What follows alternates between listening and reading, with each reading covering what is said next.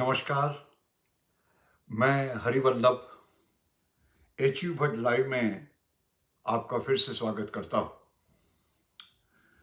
आज हम एक ऐसे प्रोजेक्ट के बारे में चर्चा करने वाले हैं जो मेरे दिल के बहुत करीब है।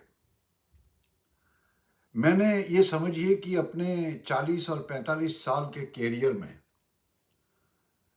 जिस अचीवमेंट को मैं मेरे दिल के बहुत नज़दीक देखता हूं, तो वो आज के इस बातचीत में मैं आपसे चर्चा करने वाला हूं।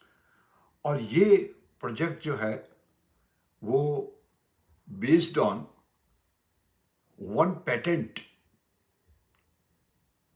विच माय कंपनी हैज एक्वायर्ड, जिसका नेतृत्व मुझे दिया गया था और बखूबी मैंने इस प्रोजेक्ट को एक चैलेंज के तौर पे एक्सेप्ट किया और भगवान की दया और मेरे गुरुओं के आशीर्वाद से I could succeed that project. मैं थोड़ी सी आपको बैकग्राउंड दे दूं कि मैंने, जैसे आपको पहले भी कहा है, कि 25 साल तक मैंने रिलायंस इंडस्ट्रीज लिमिटेड में काम किया और लास्टली मैं vice president supply chain subject matter expert के तौर पे मैंने 2014 में इस कंपनी को रिजाइन कर दिया, क्योंकि मुझे एक नया चैलेंज मिला था। मैंने दमन की एक बहुत नामी कंपनी में साइट एडमिनिस्ट्रेटर के जॉब पर ऑफर मिली। मैं आपको थोड़ा सा परिचय दे दूं कि वेल नोन पॉलिएस्टर लिमिटेड आज की तारीख में इंडिया की नंबर 1 टेक्नोलॉजिकली एडवांस्ड कंपनी है। ये कंपनी पॉलिएस्टर फिलामेंट यार्न बनाती है। अलग अलग टाइप के पॉलिएस्टर यार्न होते हैं। अलग अलग टाइप के कपड़े बनाने के लिए अलग अलग टाइप का यार्न यूज होता है, जिसमें टेक्सचराइजिंग होता है, एयर मिंगल्ड होता है, ट्विस्टेड यार्न होता है और एक यार्न होता है जिसको FDY बोलते हैं, that is fully drawn yarn. Fully drawn yarn के बेसिस के ऊपर ही आज हम इस विषय की पेटेंटिंग की चर्चा करने वाले हैं। मेरी जिम्मेदारी ये थी कि मुझे as a site administrator post production, मतलब आपने प्रोड्यूस कर दिया, उसके बाद में जो यार्न आपके सामने आता है, उस यार्न की सब्सिक्वेंट मैनेजमेंट जो थी वो मेरी जिम्मेदारी थी।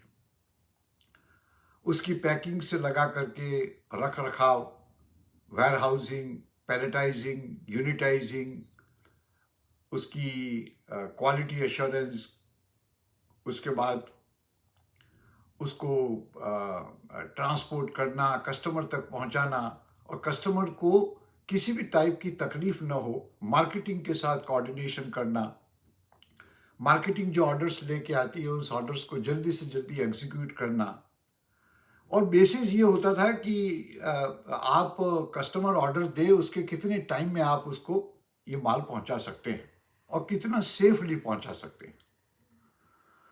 इस बात को, इस जिम्मेदारी के साथ मुझे एक प्रोजेक्ट हमारे आदरणीय चेयरमैन साहब श्री अनिल गुप्ता जी ने मुझे इस इनोवेटिव प्रोजेक्ट के लिए मुझे सेलेक्ट किया और मुझे कहा, भट्ट जी आपको ये प्रोजेक्ट किसी न किसी तरीके से इंप्लीमेंट करना है। अब क्या प्रोजेक्ट था? प्रोजेक्ट ये था कि दुनिया में जहां कहीं भी यार्न प्रोड्यूस होता है उसको पैक करने के लिए कोरुगेटेड बॉक्सेस यूज होते हैं, अपने गत्तों के खोखे, और एक खोखे में करीब 40 से 45 किलो माल पैक होता है। अगर आप देखें तो 1 मेट्रिक टन यार्न को पैक करने के लिए करीब 25-26 कार्टन उसमें पैक होते हैं। लेकिन हमारे चेयरमैन साहब ने मेरे को कहा कि हम यार्न बेचते हैं, लेकिन हमें मजबूरी है कि हमको कोरुगेटेड बॉक्सेस में उसको बेचना पड़ता है। और कोरुगेटेड बॉक्स क्या है? आपने यार्न बेच दिया, उसके बाद कोरुगेटेड बॉक्स स्क्रैप हो गया। उनको वो चीज नागवारा थी कि हम यार्न बेचते हैं तो यार्न ही बेचें, उसकी पैकिंग के ऊपर कुछ एक नया इनोवेशन करें कि हम उसको रीयूजेबल पैकिंग के तौर पे डेवलप करें। इसका नाम हमने रखा CLP। CLP का मतलब होता है कार्टन लेस पैकेजिंग। अब प्रोजेक्ट शुरू करना था, प्रोजेक्ट शुरू किया। पहले तो प्रोजेक्ट शुरू करने के लिए सबसे पहली बात तो ये आती है कि हम प्रोडक्ट की जानकारी लें, हम उसकी रिक्वायरमेंट को देखें, हम इसके डायमेंशंस को देखें, हम इसकी डिस्पैचेबिलिटी को देखें, हम इसको ट्रांसपोर्टेशन में किस तरह कम से कम भाव में ज़्यादा से ज़्यादा क्वांटिटी हम हमारे कस्टमरों तक पहुंचा सकते हैं, उसके बारे में चर्चा करें। तो इस सारे प्रोजेक्ट को हमने 10-15 दिन के अंदर उसको एनालाइज किया और फाइनली एक स्कीम बनाई। और ये स्कीम जो थी वो इस तरीके से थी कि वो पैक भी हो जाए, छोटे छोटे पैकिंग हम कस्टमर्स को डिलीवर कर सकें, क्योंकि ये यार्न एक ऐसी चीज है जो कई लोग एक खोखा लेते हैं, कोई लोग 5 खोखे लेते हैं, कोई लोग 10 खोखे लेते हैं, कोई लोग पूरी ट्रक का माल लेते हैं। लेकिन हमारे पास कस्टमर का बेस इतना बड़ा था कि हम कम से कम 300 से 350 लोगों को सप्लाई करते थे, जिसमें एक बॉक्स से लगा करके एक ट्रक तक का माल आता था। एक बॉक्स मतलब 40 to 45 kg और एक ट्रक का मतलब होता है कम से कम 10 या 12 मैट्रिक टन। और उसमें रेंज ये थी कि हमें हर कस्टमर के लेवल को एक ही टाइप की सप्लाई देनी थी। तो चेयरमैन साहब ने कहा कि अब आप इसको जो है वो रीयूजेबल पैकिंग के तौर पे डेवलप करिए। डेवलप करने के लिए हमने एक कमेटी बनाई जिसमें प्रोडक्शन के लोगों को लिया, प्रोडक्शन के साथ पैकेजिंग के एक्सपर्ट्स को लिया, हमने मार्केटिंग के लोगों को इन्वॉल्व किया, हमने कस्टमर्स की विजिट की और उनकी सारी रिक्वायरमेंट को एक साथ समझे और समझने के बाद हमने उसको जो है वो एक स्कीम के तौर पे बनाया। हमारे चेयरमैन साहब श्री अनिल गुप्ता जी की एक क्वालिटी है, एक क्वालिटी यह है जो यूनिक है, जो मैंने किसी और में नहीं देखी। जब वो बातचीत करते हैं तो वो बातचीत के अंदर ही नेवर प्रिफर कि आप पावर पॉइंट प्रेजेंटेशन दें और ग्राफिकल प्रेजेंटेशन दें और स्टैटिस्टिकल डेटा दें, और ये सब इनको ज़्यादा पसंद नहीं था। He used to believe in straight talk. भाई आप बात करो, आपको ये काम करना है और आपको क्या चाहिए, what resources you want, what amount you want, आप मेरे से अप्रूवल ले लीजिए और आगे बढ़िए। ये वो नहीं कि आप पीछे लगे हुए हैं और आपने स्कीम बना के दी और उस स्कीम के ऊपर ऑडिट बैठी, और ये सब कोई उनकी वर्किंग स्टाइल में नहीं आता था। उन्होंने पूरी जिम्मेदारी मेरे को दी कि आप किसी भी हालत में इस प्रोजेक्ट को इम्प्लीमेंट करना है। अब चाहे वो मार्केटिंग हो, चाहे वो ट्रांसपोर्टेशन हो, चाहे वो पैकिंग हो, चाहे वो ऑटोमेशन हो, कुछ भी हो, सब चीज तुम्हें एक ही अम्ब्रेला के नीचे आपको करनी है। अब देखें तो हमारा जो FDY यार्न का जो प्रोडक्शन था वो करीब 600 to 700 metric ton per day था, हर रोज। लेकिन हमने इनिशियली करीब 200 मैट्रिक टन के टारगेट को हमारे सामने रखा और 200 मैट्रिक टन के बेसिस के ऊपर हमने सिस्टम बनाना चालू किया। अब उसका एक डिज़ाइन सेट किया गया। डिज़ाइन सेट करने के बाद उसके एंड यूज को ध्यान में रखा गया, उसके डायमेंशंस को ध्यान में रखा गया, पूरी स्कीम बना दी। और स्कीम बनाने के बाद फिर उस जितने भी स्टेक होल्डर्स थे, जैसे कि मार्केटिंग वाले हैं, ट्रांसपोर्टेशन वाले हैं, डिस्ट्रीब्यूशन वाले हैं, एजेंट्स हैं, इन सबको हमने विजिट करना शुरू किया।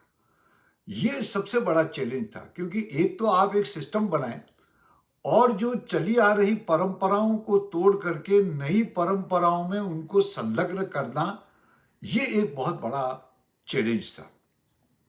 तो हमने डिज़ाइन के तौर पे जो है वो कोरुगेटेड बॉक्स को हटाया, उसके ऊपर हमने टॉप एंड बॉटम एक टाइप की मेटल शीट्स को डेवलप किया।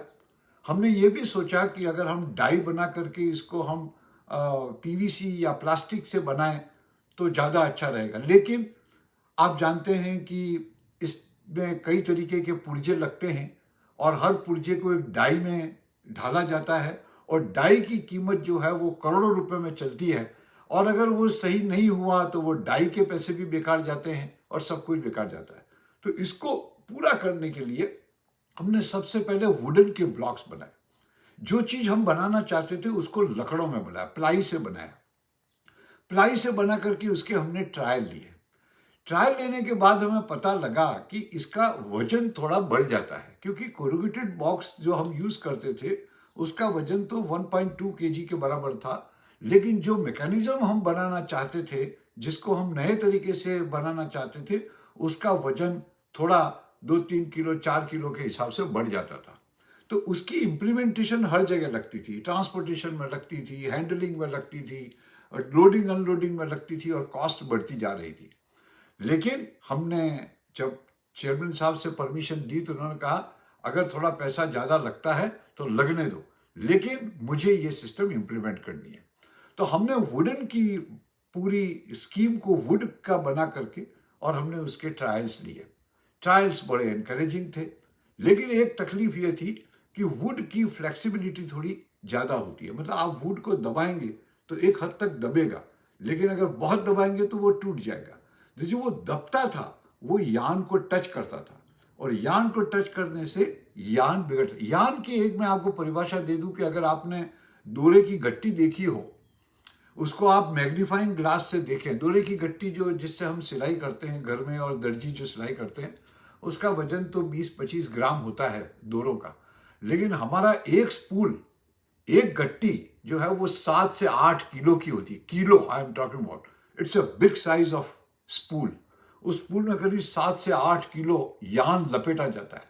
उसको लपेटने के लिए जो जो ट्यूब यूज की जाती है वो भी काफी स्ट्रांग होती है, और उस ट्यूब को बेसिस, उसके बेसिस के ऊपर ही हमने ये नया मैकेनिज्म डेवलप किया। हर जगह पे गए, हर लोगों को समझाया, लेकिन उसको एक्सेप्टेंस के लिए, चेंज करने के लिए लोग तैयार नहीं थे। फिर उनको काफ़ी कन्विंस किया, उनको ट्रायल्स दिए। हमने यहाँ तक कि एक बैकपैक डिज़ाइन किया कि आज क्या होता है कि कार्टन लोग अपने कंधों पे रखते हैं और पुट्ठे की धार उनके यहाँ कंधों पे लगती थी और वो इंजरी भी होती थी। हमें उसका भी ध्यान रखना था कि हम जो भी डेवलपमेंट करने जाएं वो ऐसा हो कि उनको किसी भी टाइप की तकलीफ ना हो और उसको सहज स्वीकार करें। तो हमने एक बैकपैक डिज़ाइन किया कि जिस यूनिट को आप पीछे लटका सकते हैं और दोनों हाथ फ्री रख के आप चढ़ सकते हैं। हमारे कस्टमर ऐसे थे जिनकी पहली मंजिल पे, दूसरी मंजिल पे, 5वीं मंजिल पे भी उनके जो थे वो पावर लूम्स चलते थे, और ये पावर लूम्स 7वीं मंजिल तक भी चलते थे। कई जगह लिफ्ट थी, कई जगह लिफ्ट नहीं थी, कई जगह मैन्युअली उसको चढ़ाना होता था। तो थोड़ा वजनी माल जिसका वजन पहले के मुकाबले 2 या 3 किलो ज़्यादा हो तो रेसिस्टेंस तो आएगी, लेकिन हमने हर उनकी रेसिस्टेंस का जवाब दिया। हर जगह हम गए, हर जगह लोगों से बात की, लेबर से बात की, मटेरियल हैंडलर्स के लोगों से बात की, ट्रांसपोर्टरों से बात की, फोर्कलिफ्ट ऑपरेटरों से बात की, और सबको धीरे धीरे धीरे धीरे 5-6 महीने के अंदर हमने ट्रेन किया, और जिसमें हमें हर स्टेज पर अलग अलग व्यक्तियों ने मदद की। इस तरह ये एक पैकिंग डेवलप तो हो गया। डेवलप होने के बाद हमने फिर उसको वुडन से हटा करके और मेटल शीट के ऊपर यूज किया। मेटल शीट इसलिए क्योंकि वो एक रिजिड मैकेनिज्म होता है, और उसकी सबसे बड़ी थी कि उसकी एजेस को जब हम रीइंफोर्स की तरह मुड़ा करके रखते हैं तो उसके लचक जो है वो कम से कम 99% तक स्टेब्लिश रहती है। वो उससे भी, और that was the greatest advantage कि अगर वो लचक है तो यान को छुएगी, यान को छुएगी तो यान को डैमेज कर देगी, और यान को जब डैमेज कर देती है तो जब उसकी अनवाइंडिंग होती है उस समय वो यान टूटने की संभावनाएं बढ़ जाती हैं, और वो हम एफर्ट नहीं कर सकते थे। इस तरह हमने कस्टमर्स को और हर स्टेक होल्डर्स को के पास जा करके उसके सिस्टम को समझाया, उसकी एडवांटेज को बताया। तो आपको एक चीज का आनंद आएगा ये जान करके कि जब ये पैकिंग शुरुआत में तो इवन इंडस्ट्रियल ओनर्स भी उसको एक्सेप्ट करने के लिए तैयार नहीं थे, लेकिन जब उन्होंने देखा कि जो यान वो पहले रिसीव करते थे वो तो कार्टन में पैक होता था, वो क्या कंडीशन है वो तो कार्टन खोलने के बाद मालूम पड़ती थी, लेकिन हमारी सिस्टम ऐसी थी जिसमें यान आपको क्लियर सामने से दिखता है, वो उनके लिए बड़ी एडवांटेज थी। एक बात मैं आपको और बता दूं कि ये पैकिंग इतना स्टर्डी और इतना मजबूत था कि एक बार एक ट्रक हमारी एक्सीडेंट हुआ, और जब एक्सीडेंट हुआ तो सारी यूनिट्स हाईवे के ऊपर बिखर गई। जब हमने इंश्योरेंस सर्वेयर को बुलाया तो उसमें से एक भी यूनिट में से यान डैमेज नहीं हुआ था। आप आश्चर्य कर सकते हैं कि इतनी हाइट से गिरा हुआ ये पैकिंग इतना मजबूत था कि उसमें यान को एक पैसे का भी डैमेज नहीं हुआ। इस तरह हमने इस सारी चीज को जो है वो डेवलप कर दिया। अब इसके साथ साथ दूसरी बातें आती हैं कि ये चीज जो है वो रीयूजेबल थी। तो एक बार हम जब कस्टमर को डिस्पैच कर देते हैं उसके बाद उसका हिसाब रखना होता है, उसके पास कितनी यूनिट गई, क्योंकि उसको वो यूनिट हमें रिटर्न करनी होती है। तो रिटर्न करने के लिए हमको ये मालूम होना चाहिए कि उसको मैंने 100 दी, 200 दी, 500 दी, 1000 दी, और हजारों हजार मेरे पास वापस आनी चाहिए। तो हमने एक एप्लीकेशन डेवलप करवाया जिसमें जिस कस्टमर के नाम पे इनवॉइस बनती थी उसके नाम पे यान तो बिक जाता था, लेकिन जो यूनिट्स थी वो यूनिट्स उसके अंदर क्रेडिट हो जाती थी। और जब वो हमारा कोई आदमी उसको हमारा कलेक्टिंग एजेंट जब उसके पास लेने जाता था, जब वो रसीद फाड़ के देता था, तो जब वो उसके पास 1000 की क्रेडिट है और उसने 100 दे दी तो अब 900 उसके पास पेंडिंग रह जाएंगे। इस तरीके का सॉफ्टवेयर डेवलप किया, एक ऐसी सिस्टम डिजाइन की कि जिसकी रिमाइंडर उसके पास जाती थी कि भाई आपके पास अभी भी 800 यूनिट पड़े हुए हैं, आप कब देंगे। उसके अलावा एक और चैलेंज था कि कई कस्टमर्स जो होते हैं वो एक अपनी इन्वेंट्री रखते हैं, और वो इन्वेंट्री रखते हैं तो हमारा ये जो CLP था वो ब्लॉक हो जाता था। तो हम उनको 10 या 12 दिन का टाइम देते थे कि आप 12 दिन के बाद आपको किसी भी हालत में ये रिटर्न करनी पड़ेगी। हमने उनको जीरो इन्वेंट्री का कॉन्सेप्ट भी समझाया कि आप हमको ऑर्डर दीजिए, विद इन 24 आवर्स आपको माल मिल जाएगा, आपका स्टोरेज हम करेंगे, आपको इसको स्टोर करने की जरूरत नहीं है। इस तरह हमने इस CLP की साइकिल को भी बढ़ाया, क्योंकि जो एडवांटेज ये थी कि अगर वो ज़्यादा इन्वेंट्री रखेंगे तो मुझे ज़्यादा CLP बनानी पड़ेगी, और ज़्यादा CLP बनानी पड़ेगी तो हमारी कंपनी का इन्वेस्टमेंट बढ़ जाएगा।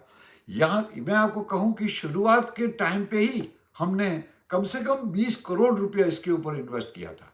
20 करोड़ रुपए का इन्वेस्टमेंट करके ये चीज़ लेके आए थे, और इसके लिए मैं हमारे चेयरमैन साहब की हिम्मत और उनके विजन को और उनकी दूरदर्शिता को सैल्यूट करता हूं कि जिस आदमी ने इतने बड़े मिशन को, जो कहीं दुनिया के किसी भी कोने में ये सिस्टम डेवलप नहीं हुई थी, उस सिस्टम को बिलीव किया, बिलीव करने के बाद उसके ऊपर कॉन्फिडेंस जताया, उसके ऊपर पैसा इन्वेस्टमेंट किया। आपको मैं ये भी बता दूं कि हम उस साइकिल्स को सिस्टम्स के हिसाब से कंट्रोल करते थे। हम कितने बार एक यूनिट को कितनी बार यूज किया गया उसके ऊपर हम लोग उसके साथ स्टैटिस्टिकल कंट्रोल रखते थे। किसके पास कितना पड़ा हुआ है उसका कंट्रोल करते थे। लोगों ने ये भी कहा कि सर आप तो अब कोरुगेटेड बॉक्सेस तो हम तो स्क्रैप के तौर पे बेच देते थे, उसमें हमको थोड़ा पैसा मिलता था। तो हमारे चेयरमैन साहब ने ये भी एग्री कर दिया कि भाई ऐसा करो कि अगर तुम हमारी CLP पैकिंग में लोगे तो हम आपको कुछ डिस्काउंट भी देंगे। अब धीरे धीरे जब ये मामला 7-8 महीने और साल भर के बाद जब स्टेबलाइज होने लगा, तो आप विश्वास नहीं करेंगे, हमारे जो 300 कस्टमर्स थे उसमें से 90% लोगों ने इस पैकिंग के ऊपर ऑर्डर देना मंजूर किया। और आज की तारीख में जब मैंने इस कंपनी को 2017 में छोड़ा, तब हम करीब 600 to 600 metric ton per day हम CLP के ऊपर सप्लाई करते थे। ये एक प्रोजेक्ट जब इतना सक्सेसफुल स्टेज पर आ गया, उसके बाद हमारी ट्रेनिंग भी दी, हमने लोगों को ट्रेनिंग दी किस तरह उठाना, किस तरह रखना, किस तरह हम इसको अच्छी तरह से मैनेज कर सकते हैं। फिर एक और बड़ा चैलेंज था कि हमारे पास एक इम्पोर्टेड मशीनरी थी जो हमने जर्मनी से इंपोर्ट की थी, जिसमें कोरुगेटेड बॉक्सेस के अंदर इसकी पैकिंग होती थी। उस पूरे प्लांट को मॉडिफाई करवाया, और मॉडिफाई करवा करके उसको CLP सपोर्टेड पैकिंग के ऊपर डेवलप किया। टोटल पूरे कन्वेयर्स को चेंज किया, उसके पूरे सिस्टम को चेंज किया और 600 मैट्रिक टन को हमने मैनुअल की जगह और सेमी ऑटोमेटिक मशीन की जगह पे फुल्ली ऑटोमेटिक मशीन में कन्वर्ट किया। That was a biggest task. Even German लोगों के लिए भी पसीना आ गया कि ये कैसे हम इसको करेंगे, लेकिन हमने उसके साथ मिल करके, उनको एजुकेट करके, उनके साथ 1-to-1 मीटिंग करके, उनके सारे सवालों के जवाब देकर हमारी पूरी टीम जो है वो उनके ऊपर रही और अल्टीमेटली वो चीज़ भी हमने अचीव कर दी। तो अब हम इस बात को आगे बढ़ाने से पहले मैं आपको एक कह दूं कि इससे हमको एडवांटेज क्या है। देखिए, फाइनेंशियल एडवांटेज क्या है वो तो मेरी कंपनी जाने, उसमें कितना पैसा बचता है, कितना खर्च होता है, उसमें नेट सेविंग क्या है, ये तो हमारी अकाउंट्स डिपार्टमेंट या अकाउंटिंग डिपार्टमेंट जो है वो उसके ऊपर पूरी नज़र रखे हुए था। मेरा काम तो था इस सिस्टम को डेवलप करना, इसको इम्प्लीमेंट करना, उसको एक्सेप्टेबिलिटी लेवल पे ले आना और कस्टमर्स को इसके लिए पूरी एडवांटेज बता करके उनके सारे रिक्वायरमेंट को सेटिस्फाई करके और रोल आउट कर देना। अब जो मेरे नज़र में जो एडवांटेज मेरे को मिल रही है वो तो ये है कि कोरुगेटेड बॉक्सेस एलिमिनेट हो गए। हर बार कोरुगेटेड बॉक्सेस आते हैं, हर बार कोरुगेटेड बॉक्स नया आता है, बड़ी बड़ी ट्रकें आती है, ये आती है, वो खत्म। आप विश्वास नहीं करेंगे कि जितने कोरुगेटेड बॉक्सेस हमने यूज करने बंद किए, अगर उसका मैं हिसाब लगाऊं तो हमने करीब 1,50,000 पेड़ों की रक्षा की। क्योंकि अगर हम कोरुगेटेड बॉक्स लेते हैं तो 1 मैट्रिक टन कोरुगेटेड बॉक्स को बनाने के लिए कम से कम 17 से 20 पेड़ को हमें काटना पड़ता है। चाहे वो इंडिया के पेड़ हों या अमेरिका के पेड़ हों या दुनिया के किसी भी कोने के पेड़ हों, पेड़ तो धरती के हैं। तो हमने 1,50,000 पेड़ों को काटने से बचाया, या उतनी पल्प्स को हमको लेने की जरूरत नहीं है, उतना पेपर हम यूज नहीं करेंगे। और जो भी हम अल्टरनेटिव किया वो तो रिसाइकल वाला था, उसमें कोई चीज़ थी नहीं। अगर कभी कोई शीट डैमेज भी हो जाती थी तो उसके लिए भी हमने एक ऐसा जुगाड़ बनाया कि जिसमें उसको एक प्रेस के अंदर रख करके और हाइड्रोलिकली आप स्विच दबा देंगे तो वो जो प्लेट अगर टेढ़ी मेढ़ी भी हो गई है तो वो सीधी उस प्रेस से ठीक हो जाएगी और आप ऑनलाइन उसको मशीन पे वापस डाल सकते हैं। उसके लिए तुमको कहीं रिपेयर कराने की जरूरत नहीं है, उसको नोट करके किसी और एजेंसीज को रिपेयर करने की देने की जरूरत नहीं थी। ये एक बहुत बड़ी एडवांटेज थी। और वो छोटा सा मशीन जो हमने लोकली डेवलप किया था, हमारे ही विचारों से, हमारी रिक्वायरमेंट से डेवलप करवाया था, हमारे ही वर्कशॉप में बनाया था, वो सिस्टम एकदम उस मशीन की इनपुट जो कन्वेयर था उसके पास ही लगा दिया था टेबल पे, तो आप उसको इमीडिएटली यूज कर सकते हैं। तो अब जब इसके बाद में हमको कार्बन क्रेडिट्स का भी एडवांटेज, मेरे इंडस्ट्रीज में एक नया शब्द है कार्बन क्रेडिट्स का मतलब यह है कि आप इमिशन के तौर पर कितना धुआं वातावरण में डालते हैं और एनवायरनमेंट को कितना नुकसान करते हैं, उस नुकसान से बचने के लिए भी हमने कार्बन क्रेडिट्स का हमें काफ़ी एडवांटेज मिला। Customer satisfaction to customer delight, customer जो है वो उसका इतना सेटिस्फैक्शन होने लगा कि उसकी यान में ट्रांसपोर्टेशन के दरमियान 1 किलो का भी डैमेज नहीं। एब्सोल्युटली, जैसे कहते हैं ना कि product is not the product what you make, the product is the product what you deliver. तो ये कॉन्सेप्ट के बेसिस के ऊपर अगर हम बात करें तो जो डिलीवर करते थे वो डिलीवर करते थे जो वो हम इतने बढ़िया शानदार मशीन के ऊपर बनाते थे। हमारा जो यान मैन्युफैक्चरिंग की जो मशीन है वो 7th जनरेशन की है। आप ये समझिए कि किसी भी दुनिया की किसी भी पॉलिएस्टर कंपनी से सबसे एडवांस टेक्नोलॉजी अगर अवेलेबल है तो इस कंपनी के साथ अवेलेबल है। दिन का 1500 metric ton production, 1500 metric ton yarn और फाइबर प्रोडक्शन ये कंपनी अकेली अपनी एक यूनिट से करती है। उस कंपनी में ये 600 से 700 मैट्रिक टन का माल जो था उसके ऊपर कोरुगेटेड बॉक्सेस का यूज ही खत्म कर दिया। तो ये यूनिक पैकिंग जो है वो डेवलप हुई। अब हमने कहा कि भाई जब इतना मेहनत करके हमने डेवलप किया है तो हम इसको पेटेंट रजिस्टर कराते हैं। तो हमने पेटेंट के तौर पे इसको पूरा, पेटेंट की एक प्रोसेस होती है। पेटेंट का मतलब आप समझ सकते हैं कि कोई भी नई चीज जो आपने बनाई है जो दुनिया के दूसरे लोग कॉपी न कर पाए और उसके ऊपर हमारा एकाधिकार रहे, उसके लिए हमें पेटेंट कराना पड़ता है। वो हर कंट्री का एक पेटेंट लॉ होता है, उसमें आपको एप्लीकेशन करनी पड़ती है, 1-2 साल तक उसको इंतजार करना पड़ता है, क्योंकि उस पेटेंट को कोई भी चैलेंज कर सकता है कि भाई आपने ये सिस्टम मेरे से चुराई है, इसका मैं मालिक हूँ। तो वो उसको गैजेट्स के अंदर पब्लिकेशन होते हैं और कोई भी आदमी चैलेंज कर सकता है कि नहीं, ये काम तो मेरा क्या हुआ।